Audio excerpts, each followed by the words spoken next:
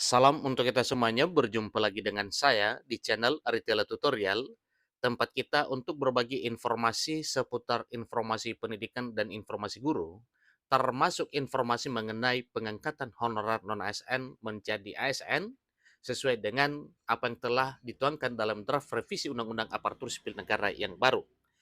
Bapak Ibu, pada pertemuan kali ini saya menyapa seluruh Bapak Ibu honorer, dan saya pastikan seluruh Bapak Ibu honorer selalu semangat dan selalu dalam keadaan sehat walafiat. Informasi terkini Bapak Ibu terkait dengan revisi Undang-Undang ASN yang membuat honorer bergembira, katanya bahwa kabar baik untuk honorer, poin utama dalam revisi Undang-Undang Aparatur Sipil Negara menjawab nasib 2,3 juta tenaga honorer. Jadi sangat bersyukur hal ini akan diterapkan. Bapak Ibu, terkait dengan informasi ini, supaya lebih jelas, simak informasi ini sampai selesai dan jangan ketinggalan informasi Bapak Ibu.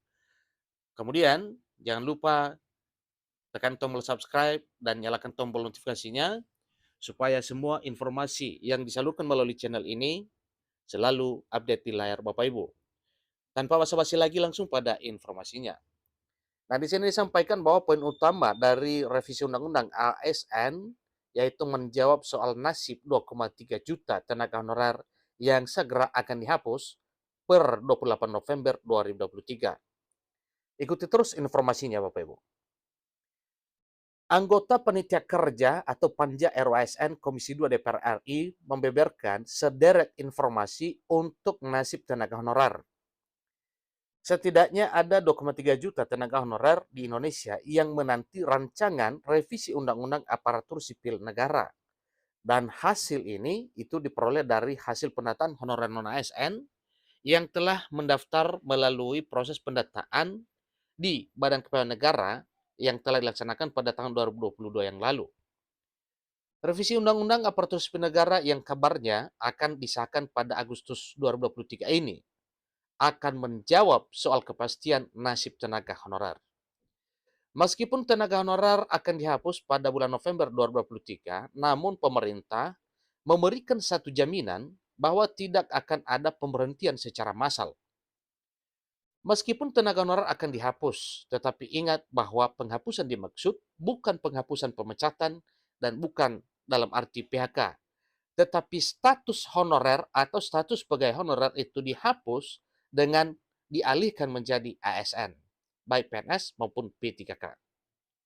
Jadi saat ini revisi Undang-Undang Aparatur Sipil Negara menjadi harapan bagi nasib tenaga honorer di masa mendatang ini.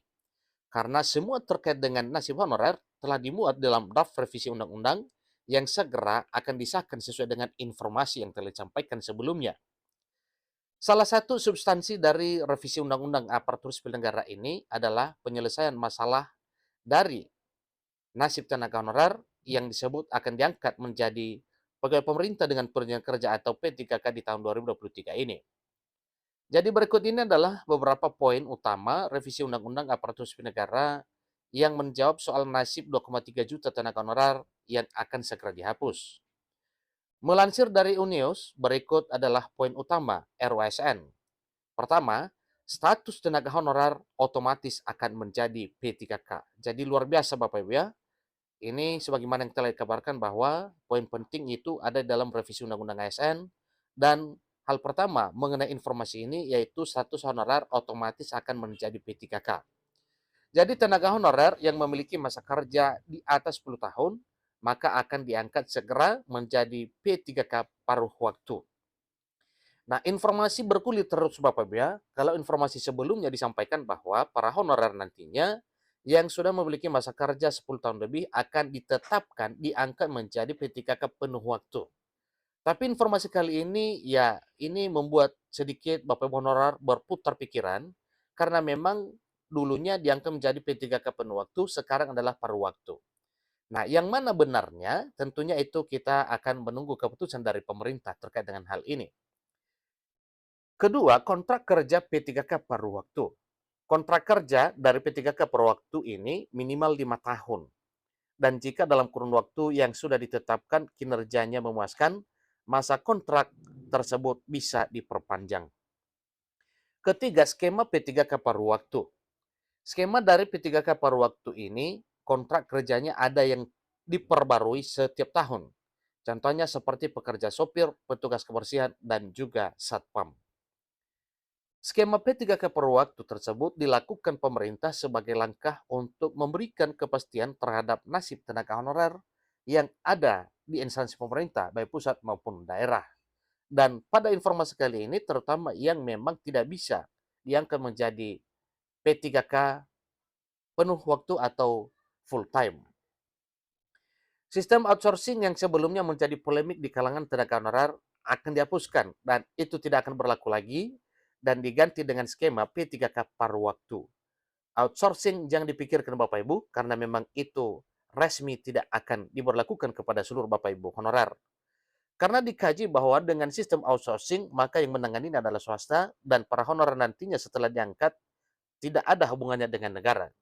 Tetapi dengan kebijakan unik pemerintah mengangkat honorer menjadi ASN P3K paruh waktu, maka jelas Bapak Ibu ada urusan dan berhubungan dengan birokrasi pemerintah. RUASN ini menjadi harapan dan juga penentu nasib bagi tenaga honorer dan sebagai bentuk pengakuan dan jaminan keadilan. Itulah informasi yang disampaikan Bapak Ibu mengenai poin utama dari RUASN yang menjawab soal nasib tenaga honorer di masa mendatang. Jadi, siap-siap Bapak Ibu, tentunya sesuai dengan informasi bahwa di bulan Agustus ini kita akan mendapatkan informasi kepastian revisi Undang-Undang Aparatur Sipil Negara yang akan segera disahkan oleh pemerintah. Kita bersyukur jika hal ini bisa tercapai karena memang dalam apa yang telah dimuat dalam revisi Undang-Undang ASN semuanya adalah kabar baik dan membuat Bapak Ibu honorer lega. Demikian juga dengan para P3K dan ASN pada umumnya. Demikian informasinya, sampai ketemu pada informasi berikutnya. Terima kasih.